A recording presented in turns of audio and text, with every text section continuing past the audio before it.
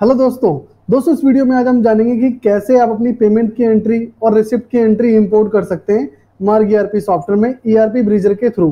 तो कैसे आपको ईआरपी ब्रीजर इनेबल करना है और कैसे आपको उसका मेथड बनाना है, यानी कि मेथड का मीन्स ये है कि जो भी एक्सेल आपके पास है उसके ए रो में क्या है, बी में क्या है, सी में क्या है, ये कैसे हम डिफाइन करेंगे मार्ग ईआरपी सॉफ्टवेयर में। तो ये स्टेप बाय स्टेप मैं आपको दिखाऊंगा और प्रॉपर आपको पेमेंट की एंट्री इंपोर्ट करके दिखाऊंगा और रिसिप्ट की एंट्री भी इंपोर्ट करके दिखाऊंगा। तो दोस्तों बने रहे मेरे इस वीडियो में। अगर आप नए हैं तो जरूर चैनल को सब्सक्राइब करें ताकि इस तरह की इन्फॉर्मेटिव वीडियोस आपको मिलती रहे। और दोस्तों अगर आपको पेड सर्विसेज लेनी है या सॉफ्टवेयर बाय करना है तो दिए गए नंबर पे हमारे कॉन्टैक्ट कर सकते हैं।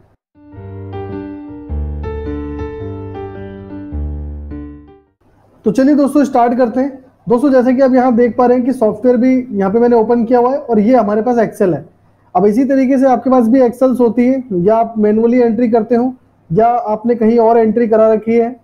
तो आप चाहते हैं कि जो भी आपके पास एक्सेल है, अब ये एक्सेल जो है आपके सॉफ्टवेयर में इंपोर्ट हो जाए और जिस टाइम पे जो भी डेट है यहाँ पे और जो भी वाउचर नंबर है और जो भी यहाँ पे अमाउंट है एग्जैक्ट उसी पार्टी में जाके ही पोस्ट हो जिस पार्टी का वो बैलेंस है। अब जैसे यहाँ पे आप पार्टी देख पा रहे हैं, पार्टी एबीसी है और एक पार्टी है XYZ। तो दो डिफरेंट यहाँ पे पार्टी है। अब ये तो मैंने एक डेमो एक्सेल ले रखा है जिसमें मैं आपको प्रैक्टिकली दिखाऊंगा, सिखाऊंगा। अब इसी की तरह आपके पास भी कोई एक्सेल्स होगा तो मैं इसमें पूरा कंप्लीट आपको बताऊंगा कैसे आपको वो करना है। तो सबसे पहले आपको सॉफ्टवेयर में आना है। अब सॉफ्टवेयर में आने के बाद दोस्तों यहाँ पे अभी ऐसा कोई भी ऑप्शन नहीं आ रहा। अगर आप देख पा रहे होंगे ट्रांजेक्शन में यहाँ पे लास्ट में ऐसा कोई ऑप्शन नहीं आ रहा ईआरपी ब्रीजर का। तो इसके लिए दोस्तों दो ऑप्शन आपको इनेबल करने हैं। पहला है कि आप मास्टर में जाएं, मार्क सेटअप कंट्रोल रूम, और यहाँ पे एंटर करें सर्च इन ऑल पे और टाइप करें ERP BRI। उसके बाद इसको एंटर करके एक्सेप्ट करें। और एक्सेप्ट करने के बाद देखिए दोस्तों यहाँ पे जो आप देख पा रहे हैं कि ये जो ऑप्शन है ये अभी बंद है। X का मतलब है बंद। तो आप इसको क्या करेंगे, Y करेंगे और Y करने के बाद एस्केप और यस कर देंगे। तो पहला ऑप्शन इनेबल हो गया। अब हम चेक करते हैं। ये देखिए आपके सामने कब एक ऑप्शन आ गया ERP ब्रीजर इंपोर्ट और एक्सपोर्ट। तो पहला तो आपको ये काम करना है। दूसरा फिर से आपको मास्टर में जाना है, मार्क सेटअप कंट्रोल रूम, और यहाँ पे आप एंटर करेंगे सर्च इन ऑल पे और फिर से टाइप करना है आपको यहाँ पे इंपोर्ट, और इसके बाद इसको एक्सेप्ट करेंगे। अब एक्सेप्ट करने के बाद दोस्तों ये जो ऑप्शन है नॉट रिक्वायर्ड, इसको बहुत करना है। इसको आप बहुत कर दीजिए कि आप इसमें इंपोर्ट भी कर सकें, एक्सपोर्ट भी कर सकें। उसके बाद आपको स्केप करके यस करना है। तो ये दो ऑप्शन आपने इनेबल कर दिया है। अब इसके थ्रू जो है अब आप मेथड बना सकते हैं और उसके बाद आप इसको जो है इंपोर्ट कर सकते हैं। तो दोस्तों जब भी आप इस ऑप्शन को इनेबल करें तो एक बार आपको क्या है, सॉफ्टवेयर बंद करके चालू करना है। तो दोस्तों मैंने बंद करके चालू कर दिया है। अब मैं यहाँ पे एंटर करता हूँ। अब सबसे पहले दोस्तों हमें क्या करना होगा कि मेथड बनाना होगा। तो मेथड बनाने के लिए आपको मास्टर के मेनू में आना है, मार्क सेटअप, एडवांस फीचर, और एडवांस फीचर में आने के बाद यहाँ पे आपको लेना है ERP ब्रीजर इंपोर्ट अकाउंट्स। इस वाले ऑप्शन पे आपको क्लिक करना है। अब जैसे ही आप क्लिक करेंगे तो ये पोर्शन आपको नजर आएगा। आपको सबसे पहले वाले ऑप्शन पे एंटर करना है, मेथड पे, और यहाँ पे दोस्तों आप जो है 5 से 6 कैरेक्टर का वर्ड यहाँ पे ले सकते हैं और यूनिक वर्ड रखें और वही नाम इस पे लिखें जो आप करना चाहते हैं। अब जैसे कि मैं यहाँ पेमेंट एंट्री इंपोर्ट करना चाहता हूँ तो मैं यहाँ पे इस तरीके से लिख देता हूँ पे, और यहाँ पे N तक ही आएगा, T नहीं आएगा। तो आप जो भी लिखना चाहें लिख सकते हैं, बस आपको पता होना चाहिए कि ये मेथड मैंने किस चीज़ के लिए बनाया है। उसके बाद दोस्तों आपको यहाँ पे एंटर करना है। सारी चीज़ें बाय डिफॉल्ट रखनी है, बस इस चीज़ को आपको क्या करना है, 2 नंबर करना है। अब ये 2 क्यों है मैं ये भी क्लियर कर देता हूँ कि जो मेरे पास एक्सेल है, ये मैं एक्सेल दिखाता हूँ आपको, ये मेरे पास एक्सेल है। अब इस एक्सेल में लाइन नंबर 1 के अंदर टाइटल है। अब मैं टाइटल को तो इम्पोर्ट करूंगा नहीं, मैं जो इम्पोर्ट करूंगा वो यहाँ से इम्पोर्ट करूंगा, और यहाँ से अगर मैं इंपोर्ट करता हूँ तो ये देखिए जो डेटा स्टार्ट है वो 2 नंबर से स्टार्ट है। तो इसीलिए मैंने यहाँ पे डिफाइन किया। हो सकता है कि जो आपके पास पेमेंट रिसिप्ट हो उसके अंदर बहुत सारी चीजें इधर उधर लगी हो और डेटा आपका यहाँ से स्टार्ट हो रहा हो। जैसे कि यहाँ पे देख पा रहे हैं कि 12 नंबर से डेटा स्टार्ट हो रहा है, तो उस केस में आप 12 नंबर रखेंगे। तो मैं इसको डिलीट कर देता हूँ। तो मैं दोबारा से चलता हूँ मार्क सॉफ्टवेयर में। तो यहाँ पे इसका डेफिनेशन आपको पता लग गया कि यहाँ पे मैं अभी 2 क्यों कर रहा हूँ। और उसके बाद दोस्तों आपको कुछ नहीं करना, बाय डिफॉल्ट आप एंटर करेंगे, कुछ भी आपको इसमें चेंजेस नहीं करने, बस एंटर करके इस पोर्शन पे आपको आ जाना है। अब यहाँ पे आप एंटर करेंगे और एंटर करने के बाद दोस्तों यहाँ पे कुल 10 से 12 ही ऑप्शन है, और इसी ऑप्शन से आप अपनी पेमेंट एंट्री का भी मेथड बनाएंगे, रिसिप्ट का भी बनाएंगे, और आगे जो जर्नल है और भी जो एंट्रीज होती है कॉन्ट्रा की, वो भी बना सकते हैं। पर इस वीडियो में जो हम बात करेंगे पेमेंट एंट्री और रिसिप्ट एंट्री, जर्नल एंट्री और कॉन्ट्रा एंट्री के लिए दोस्तों हम जो है अगली वीडियो में इसके बारे में जानेंगे। तो अब मेरे को पेमेंट एंट्री को इंपोर्ट करना है, तो मैं उसके लिए क्या क्या करूंगा। तो दोस्तों इसके लिए हमें चलना पड़ेगा अपने एक्सेल में। तो हम अपना एक्सेल ओपन करते हैं, ये हमारा एक्सेल है। अब हमारे एक्सेल में दोस्तों ए के अंदर जो है डेट है, तो अब हमें यहाँ पे डिफाइन करना होगा कि ए रॉ के अंदर डेट मेंशन है। तो हम चलते हैं मार्क सॉफ्टवेयर में, और यहाँ पे आपको वाउचर डेट दिख जाएगा। इस तरीके से आपको यहाँ पे एंटर करना है, और पहले रॉ को जो 0 मेंशन है इसको खाली छोड़ना है। दूसरे रॉ के अंदर आपको यहाँ पे ए मेंशन कर देना है, जिसके अंदर जो डेटा है आपका। उसके बाद इसको आप डिफॉल्ट करेंगे और एंटर करेंगे, और फिर से एंटर करना है, और फिर से हम चलते हैं अपने एक्सेल में और अब फाइंड करते हैं। अब इस बी के अंदर हमारा जो है दोस्तों ये बैंक है, तो बैंक का जो वेरिएबल है हमें बताना नहीं होता, ये हमें ऑटोमेटिक वहीं पे सिलेक्शन करना है। तो वो कैसे करना है वो भी मैं आपको बताऊंगा, वहीं पे ऑप्शन आ जाता है। तो दोस्तों तो बी का हमारा कोई काम नहीं है।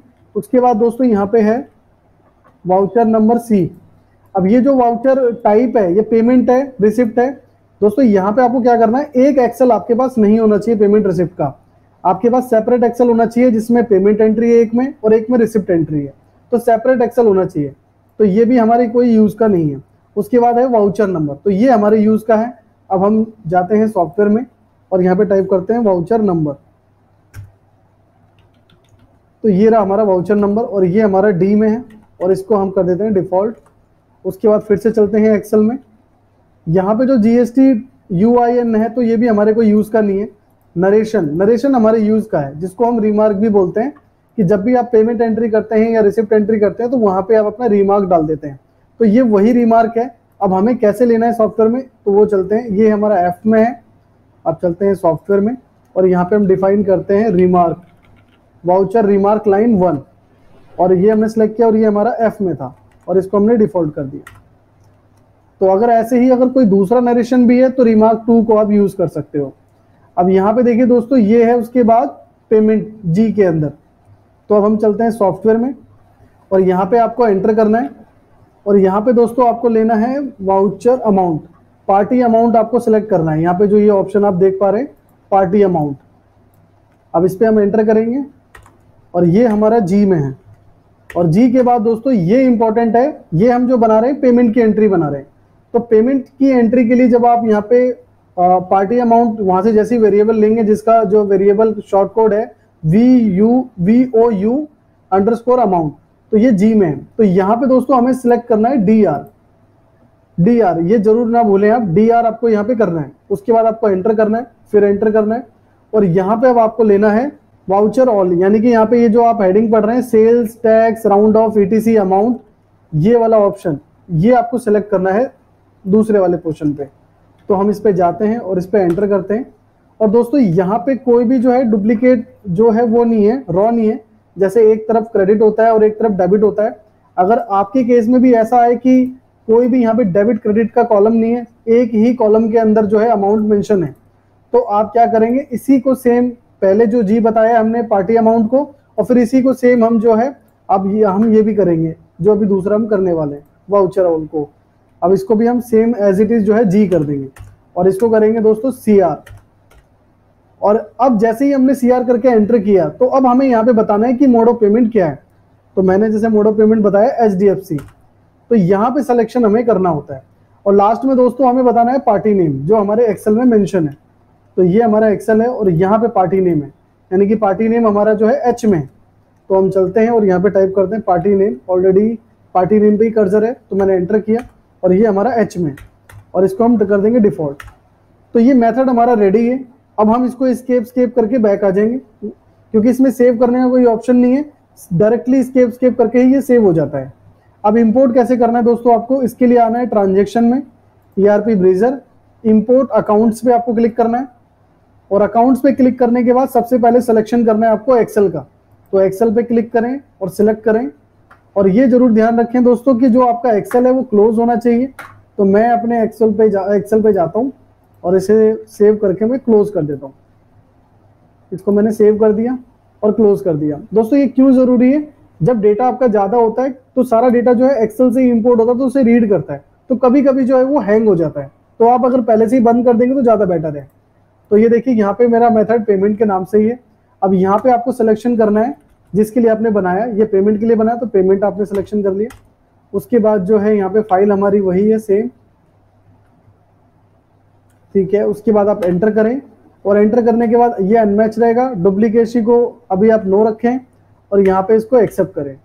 अब जैसे ही आप इसको एक्सेप्ट करेंगे आपके एक्सेल को रीड करेगा, फिर उसके बाद दोबारा से एक ऑप्शन आएगा, जैसे कि यहाँ पे आ गया कि आप पार्टी फाइंड हो गई, सब कुछ फाइंड हो गया। अब आपको यहाँ पे एक्सेप्ट पे एंटर करना है। अब जैसे ही आप एक्सेप्ट करेंगे तो आपके डेटा पे डिपेंड करेगा कितना टाइम लगेगा। वाउचर एंट्री में अगर आपके पास 20,000, 30,000, 50,000 भी अगर डेटा है तो 1 मिनट में ही वो हो जाएगा। तो दोस्तों अब चलते हैं, हम चेक करते हैं डे बुक में जाके। तो बुक में आए हम और डे बुक में गए और यहाँ पे डेट डिफाइन करते हैं और यहाँ पे डेट डिफाइन करने के बाद आज जैसे 17 मई है तो मैंने यहाँ तक कर दिया। तो ये देखिए दोस्तों हमारी जो पेमेंट की एंट्री वो इंपोर्ट हो चुकी है। अगर मैं इस पर एंटर करता हूँ तो आपको प्रॉपर वे में दिखेगा, इसका रिमार्क भी दिखेगा और इसका अमाउंट भी दिखेगा और ये पार्टी का नाम है, ये हमारे बैंक का जो जहाँ से ये गई है पेमेंट। अब अगर मैं एक्सेल ओपन तो ये देखिए दोस्तों ये पूरा मैचेबल है। 4 तारीख की एंट्री जो है 7,000 रुपए की है और पार्टी का नाम है ABC पार्टी और वाउचर नंबर 1 है और इसके अंदर ये रिमार्क है। तो अगर मैं सॉफ्टवेयर ओपन करूं तो चेक करूं तो देखिए यहाँ पर रिमार्क भी मेरा आ चुका है, यानी कि नरेशन ये भी आ चुका है और यहाँ पे जो 7,000 की एंट्री है पार्टी के इसके लेजर में वो भी है और किस मोड से पेमेंट गई है वो भी हमने यहाँ मेंशन कर दिया और वाउचर नंबर जो है यहाँ पे आपको शो हो गया। तो दोस्तों ये तो क्लियर हो गया कि पेमेंट एंट्री आपको कैसे जो है इंपोर्ट करनी है। अब यहाँ पे दोस्तों सब कुछ सेम रहेगा जो मेथड हमने बनाया है। अब आपको एक और नया मेथड बनाना है, जैसे कि हम दोबारा से मेथड बनाते हैं।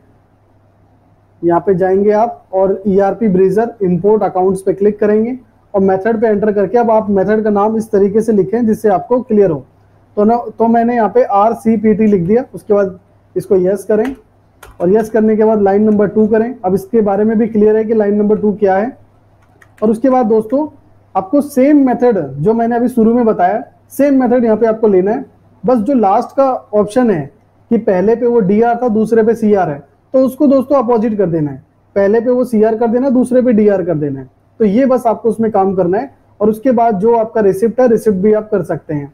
तो दोस्तों मैं इसको जल्द से जल्द इसे बना देता हूं। तो दोस्तों नॉर्मली इसी तरीके से आप डालेंगे, अगर वीडियो को पीछे करके देखेंगे तो सेम एज इट इज ही ये 3 ऑप्शन आपको ऐसे ही डालना है, बल्कि सारे ही ऑप्शन आपको एज इट इज डालने हैं। बस आपको ध्यान ये रखना है CRO और DR को लेकर। जो अभी हम रिसिप्ट इंपोर्ट करेंगे उसमें क्या करना है दोस्तों, आपको ये जो ऑप्शन है पार्टी अमाउंट का, यहाँ पे आपको करना है CR। हमने जो पेमेंट की एंट्री के लिए बनाया था वहां पे हमने DR किया हुआ, लेकिन यहाँ पे हम CR करेंगे। अब दोस्तों CR करने के बाद अब हमें यहाँ पे जो ये लेना है sales tax round off ETC amount, ये जो दूसरा हमने जो डिसाइड किया था उसके बाद एंटर करना है और यहाँ पे ये भी हमारा G में है और इसको अब हमें दोस्तों DR करना है। जैसे हम इसे DR करेंगे तो हमारे से ये पूछेगा बैंक या कैश किसके थ्रू वो हमें रिसीव हुआ, तो उसे आप क्या करें दोस्तों यहाँ पे सिलेक्ट करें और उसके बाद लास्ट में पार्टी का नाम है तो मैं यहाँ पे पार्टी नेम सर्च करता हूँ, ये आ गया और ये हमारा है H में। उसके बाद इसे डिफॉल्ट करें। तो दोस्तों अब हमारा रिसिप्ट का भी जो मेथड है वो कंप्लीट है, यानी कि जो मैंने आपको पहले पेमेंट का मेथड बताया है सेम एज इट इज सारी चीजें हैं, बस CR DR जो है आपका अपोजिट हो जाएगा। उसमें जो है DR ऊपर है और CR नीचे है, लेकिन इसमें अपोजिट है कि CR ऊपर है और DR नीचे है। बाकी सेम टू सेम यही मेथड है। अब आप इसको स्केप करके बैक करें और अब हम यहाँ पे रिसिप्ट एंट्री करते हैं। तो अब हम जाते हैं ERP ब्रीजर और इंपोर्ट अकाउंट्स और यहाँ पे हम फाइल को सिलेक्ट करते हैं और सिलेक्ट, और यहाँ पे अब हमारे 2 मेथड हैं, पेमेंट और रिसिप्ट। तो जैसे ही मैं रिसिप्ट पे क्लिक करके और यहाँ पे भी रिसिप्ट सिलेक्शन करता हूँ और उसके बाद मैं एंटर करके यहाँ पे रिसिप्ट सेलेक्ट नहीं हुआ। तो इस चीज का भी दोस्तों ध्यान रखें कि अगर आपने वाउचर टाइप सेलेक्ट नहीं किया तो सही से फिर ये आपका इंपोर्ट होगा नहीं।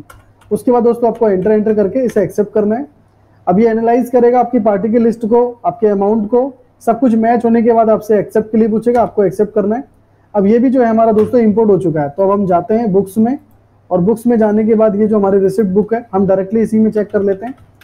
अब मैंने यहाँ पे 1-4 से लेके सब, तो ये देखिए दोस्तों हमारी रिसिप्ट भी यहाँ पे इंपोर्ट हो चुकी है। बस आपको ध्यान जो रखना है वो CR और DR को ही ध्यान रखना है। तो इस तरीके से जितनी भी आपकी पेमेंट एंट्री है, रिसिप्ट एंट्री है, आप इसको इंपोर्ट कर सकते हैं। बस आपको ध्यान ये रखना है कि अगर आपका मोड ऑफ पेमेंट कैश है तो उसके लिए अलग मेथड बनेगा। मोड ऑफ पेमेंट आपका अगर बैंक है तो उसके लिए अलग मेथड बनेगा।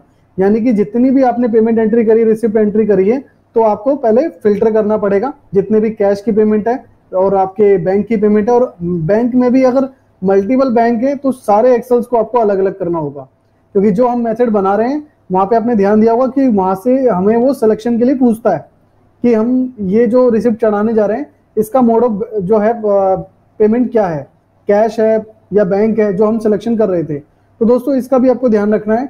इसमें ये नहीं है कि आप एक बारी में ही सारी रिसिप्ट डाल दें और ऑटोमेटिक सिलेक्शन कर ले, तो ये इस तरीके से सिलेक्शन नहीं करेगा। आपको डेटा जो है फिल्टर करके रखना पड़ेगा पहले से, जब जाके ये इंपोर्ट करेगा। आई होप दोस्तों कि आपको समझ में आया होगा कि कैसे आपको पेमेंट का मेथड बनाना है, कैसे आपको रिसिप्ट का मेथड बनाना है और कैसे आपको इंपोर्ट करना है। अगर फिर भी कोई क्वेश्चन है दोस्तों तो आप मुझे कमेंट के थ्रू बता सकते हैं। वीडियो अच्छी लगी तो वीडियो को लाइक करें, चैनल को सब्सक्राइब करें, ताकि इस तरह की इन्फॉर्मेटिव वीडियोस आपको और आगे आने वाले टाइम पे मिलती रहे। और दोस्तों पेड सर्विस लेनी है या बाय करना है तो दिए गए नंबर पे हमारे कॉन्टैक्ट कर सकते हैं। Thanks for watching.